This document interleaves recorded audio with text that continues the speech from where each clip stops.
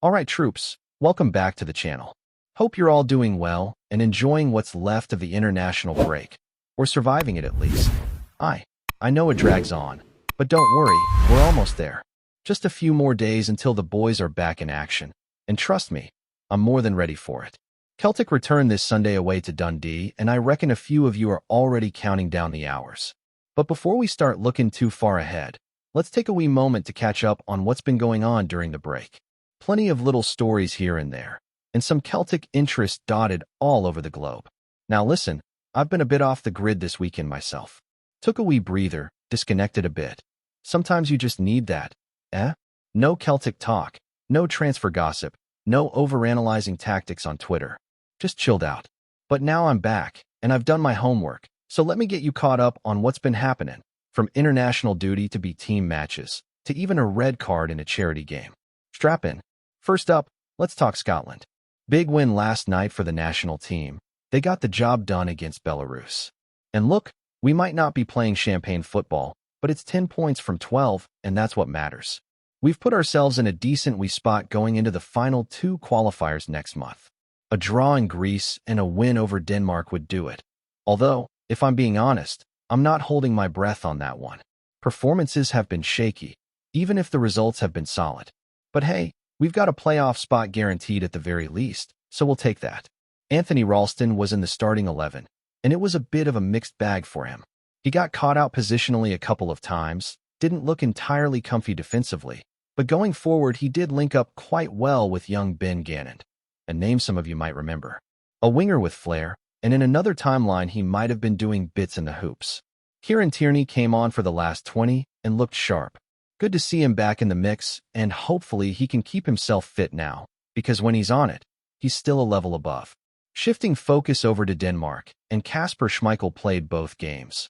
First a 6-0 rout over Belarus, and then a solid 3-1 win against Greece. He even captained the side in the absence of Højbjerg, which begs the question, why is he not captain permanently? I mean, come on, with all that experience under his belt. Anyway, Schmeichel got himself booked for a wee altercation after Greece pulled one back. Classic Kasper, always up for a scrap if it means defending his box. That said, it's good to see him getting a full 90 in both matches. Hopefully that gives him a confidence boost, because he's looked a wee bit shaky lately for us. We need him back to being that brick wall between the sticks. And speaking of keepers, young Toby Aluyawayemi, or Sanalo, depending on how you like to say it, got a rare run out for Finland with their usual number 1, Lukas Radecki, injured. Toby played in their win over Lithuania, but he won't be too chuffed with the goal he conceded. Got a hand to it, but couldn't keep it out. Still, it's minutes on the pitch, and you'd rather see him making those mistakes now and learning from them. He didn't play in the second game. A 4-0 hammering by the Netherlands, which, given the result, maybe wasn't the worst thing. Bit of sad news on Liam Scales. He missed Ireland's first game due to a family bereavement, and although there was hope he might be back for their next match against Armenia, it's been confirmed he's not rejoining the squad. First and foremost, thoughts with Liam and his family. Football comes second at times like these. From a Celtic point of view, we just hope he's okay and able to come back strong. Across the pond, Cameron Carter-Vickers is with the U.S. squad, but didn't feature in their draw against Ecuador. They've got a game against Australia coming up midweek, so we'll see if he gets a look in then. Doesn't seem to be a top pick for the U.S. boss at the moment, but that could change. Elsewhere in that same camp, no sign of Austin Trusty either, and Benjamin Negron, representing Sweden, also watch from the bench as they continue to struggle big time. 1 point from 9 so far. They lost 2-0 to Switzerland and are hoping to turn things around against Kosovo. I did manage to dig up a wee interview Negron gave in Sweden. It was all in Swedish, so had to translate it myself, and to be honest, not much in it. Just sounded a bit gutted not to be playing, but seemed upbeat overall. Now, injuries. That old chestnut. Bit of worry here. Sebastian Tani sat out of Tunisia's match, a 6-0 thumping over Sao Tome and Principe. Word is he's dealing with a thigh knock, but it's not thought to be serious. Tunisian media reckon he might even feature in the second half of their game against Namibia. Fingers crossed, because he's been one of our brightest sparks this season, and missing him even for a game would be a big blow. He's been linking up so well up top, offering that creativity and flair that's been missing elsewhere. Then there's Daisen Maeda, pulled out of Japan's squad after their draw with Paraguay. Tightness in the left leg, or was it the foot?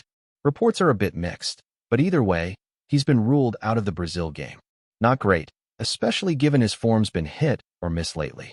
But this is still last season's standout player we're talking about, and losing both him and Tani at once would be a real headache. Hopefully both knocks are just minor, and it's all about precaution more than anything. Bit of better news from South America though. Marcelo Serra got the armband for Uruguay in their friendly win over the Dominican Republic. I know it was probably a second-string side, but still, that's a big honor. Captaining your country, no matter the level, is something to be proud of. Uruguay face Uzbekistan next. We'll see if he's involved again. It'd be class to see him come back, buzzing from that experience. And then there's young Kobe Donovan, doing bits for Scotland under 21s. Played the first half in a 12-0 demolition of Gibraltar and managed to bag a couple of assists. Getting down the line, cutting balls back, that sort of direct play we love to see. Match was at Dens Park too, which just so happens to be where we're headed on Sunday. So that's a nice wee coincidence. The lad knows the pitch now, might even feel at home there. He's got a trip to Azerbaijan with the under-21s next, so we'll see if that travel affects his chances of starting at the weekend. Still, promising signs from the youngster. Now, while the first team's been scattered all over the globe on international duty, things have been ticking away back home as well. And it's been a proper mixed bag for the rest of the Celtic squads. Let's start with some good news, shall we? The Celtic women's team absolutely tore it up at the weekend. They smashed Motherwell 7-1, and honestly, it could have been more. Some proper slick football on display, and you could just see the confidence flowing through the side. Morgan Cross and Tegan Bowie were outstanding. Cross bagged herself a couple of goals, as did Sarah Harks, and they absolutely dominated from start to finish. That's the kind of performance that makes folks sit up and take notice. We've spoken before about the women's team looking sharp this season, and this just confirmed it again. It's early doors, but if they keep playing like that, there's no reason they can't push for silverware. But of course, it wouldn't be a proper Celtic update without a bit of chaos to balance things out, would it? Let's talk about the B team. Now, if you're looking for positives here, you'll need to dig a wee bit deeper. They were knocked out the Challenge Cup by East Fife, and the scoreline, 5-3, actually flattered us. East Fife were miles ahead in every department. They looked sharper, more organized, and more hungry from the first whistle. We got the early goal through Ben Summers, and even went 2-1 up at one point. But from there, it just fell apart. A big talking point from that match was the debut of Jamal Simpson-Pusey, the lad who came in from Manchester City. There was a bit of buzz around him, Champions League experience, all that. But honestly, based on that performance, he looked miles off it. Now look, I'm not here to slate the boy completely. It was his first proper match in a while, maybe still carrying a knock or just rusty. But still, when you're coming from City, playing at a level like that, you'd expect him to look like the standout, and he just didn't. He struggled aerially, got bullied a bit physically, and was caught napping for at least one of the goals. At one point, East Fife thought they'd equalized early on, only for it to be ruled out. But even then, Simpson-Pusey looked second best in the challenge. He's got a lot to prove if he wants to push for first-team football, and after that showing, he knows it himself. Callum Osamand was in the lineup too, but again, didn't really make much of a dent. He hit the post at one point, but outside of that, he was mostly quiet. To be fair to the pair of them, the B team has changed quite a bit this season. A lot of the regulars from last year have gone out on loan, so what we've got now is basically a new batch of younger players learning on the job. Still, when the big names do step down to that level, you want to see them take charge, not just blend in. There was also a wee moment of madness over in the Netherlands in the Wim Jansen Cup, which, in case you missed it, was a legends match between Celtic and Feyenoord. The big talking point? Scott Brown getting himself sent off in a charity match. You heard that right. The man hasn't lost his edge one bit. Celtic were already 2-1 down when Feyenoord broke through and looked set to score a third. Bruni, being Bruni, went full throttle into a sliding challenge. Took the ball. But maybe a bit of the man too. The ref wasn't having any of it and pointed to the spot. Bruni was livid, absolutely raging, and after a bit of back and forth, out came the red card. In a charity match, only Scott Brown man. Lucas Saljua did save the resulting penalty, so at least it wasn't all for nothing, but we couldn't claw it back and Feyenoord took the win. Still, charity's the real winner in these matches, right? Now, switching gears a bit, let's talk Alistair Johnston.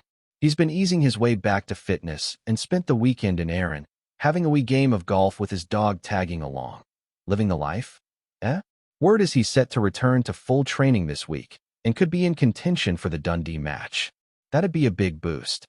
We've missed his presence down that right side. The engine, the aggression, the reliability.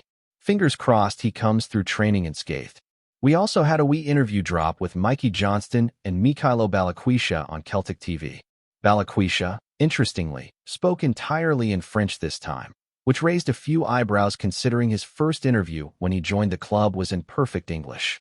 Spoke fluently, came across brilliantly.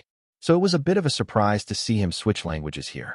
Maybe just felt more comfortable expressing himself that way. Or maybe it was a wee PR choice from the club. Either way, he spoke about how challenging the transition's been. New country, new team, staying in a hotel with his family. It's a lot for any player, especially when the team's not exactly flying on the pitch. But he also said he feels ready to kick on now, and he's looking forward to showing the fans what he's capable of. And look, I know it hasn't been fireworks from him so far, but sometimes you just need to give a player a proper run to settle in. His assist for Maeda's winner against Motherwell was quality, and that wee glimpse of technical skill in tight spaces, that's what we've been missing. With Dyson and Tani both carrying knocks, there's a genuine chance we'll see Balikwisha starting against Dundee, and honestly, I'm here for it. Feels like the perfect time to give him a clean slate and see what he can really bring. Before we proceed, subscribe to our channel and enable notifications to receive all exclusive news about Celtic FC. Don't miss any details about your favorite team. It's extremely important for Celtic FC fans. The rumor mill is buzzing in Glasgow tonight, and it's got Celtic fans on the edge of their seats. Whispers from sources close to the club suggest that Celtic are on the verge of making a double swoop that could shake the entire Scottish Premiership. Lawrence Shankland, the burly striker who's been lighting up the Scottish Championship with his goals, and GLEN KAMARA, the combative midfield general who's earned plaudits in Finland and beyond, are apparently being lined up as the latest big signings.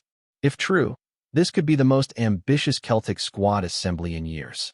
Shankland, a powerhouse in the box, is known for his knack for finding the net in the most unlikely situations. His physical presence, aerial threat, and clinical finishing could give Celtic the cutting edge they've been craving up front. Meanwhile, Kamara's reputation as a midfield enforcer with an eye for a pass makes him a perfect foil for the likes of Callum McGregor. The combination of Shankland's goals and Kamara's steel in the middle promises a balance that could be lethal against any Scottish opposition. Talk on the terraces is that this isn't just about plugging holes. Celtic are gearing up to dominate the league in a way we haven't seen in years. Fans are dreaming of a team that blends raw power, tactical intelligence, and relentless work rate. The speculation has already set social media alight, with supporters posting everything from potential starting lineups to fanciful graphics of Shankland celebrating goals beside the boys' iconic green and white hoops. Of course, nothing is confirmed, and rivals will be watching nervously. Hearts, Rangers, and Aberdeen fans will surely hope these whispers fizzle out, but the excitement among the Celtic faithful is palpable. If these signings go through, it wouldn't just be a transfer window. It would be a statement, a declaration that Celtic intend to build a squad capable of steamrolling the Premiership and making waves in Europe. As ever, we'll be keeping a keen eye on developments. For now, the city of Glasgow hums with anticipation, and the buzz around Lawrence Shankland and GLEN KAMARA refuses to die down. Could this be the start of a new Celtic era? Rumor has it, the boys are preparing something very, very special. Hello, fan. Don't forget to like and subscribe to the channel, as it means a lot to Celtic FC. Also, share your opinion about the news in the comments below. See you in the next video.